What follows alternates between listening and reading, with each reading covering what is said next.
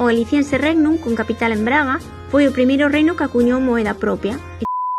Imos por partes, que a moeda, como a historia, non funciona por slogans. Si, os suevos acuñaron moeda. Pero non sempre, non todos, nin do mesmo xeito, nin moito menos como sinal dun reino esplendoroso e estable desde o ano 410. A única acuñación verdadeiramente política, con nome propio e intención soberana, aparece moito máis tarde, a mediados do século V, baixo o rei Requiario. E que moedas eran esas? Poucas. Moi poucas. Moedas de prata, copiando o modelo romano, cunha iconografía imperial. E, no reverso, un detalle curioso, Richari Rex en latín. Ou sexa, forma romana, lingua romana, simbólica romana, é unha afirmación persoal dun rei que intentaba parecer emperador. Iso non é unha economía florecente.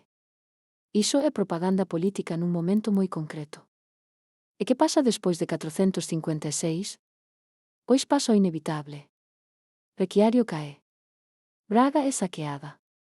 O reino entra nun período caótico con reis simultáneos. E desaparece a moeda propia con nome suevo. A partir de aí, o que circula son moedas pseudoimperiais, imitadas, sen nomes de reis, pensadas para que a economía non se afunda del todo. Así que non.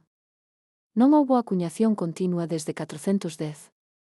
Non foi sinal dun reino poderoso permanente. Non define unha Galiza soberana medieval. Houbo un intento puntual, breve e fráxil. Dun rei suevo que quixo xogar a ser romano. E perdeu. Se isto era o primeiro gran reino monetario de Europa. Entón tamén un chisqueiro fai dun campamento unha capital imperial. A historia, por desgraza para os vídeos épicos, non funciona a base de moedas brillantes, senón de cronoloxía, contexto e fontes.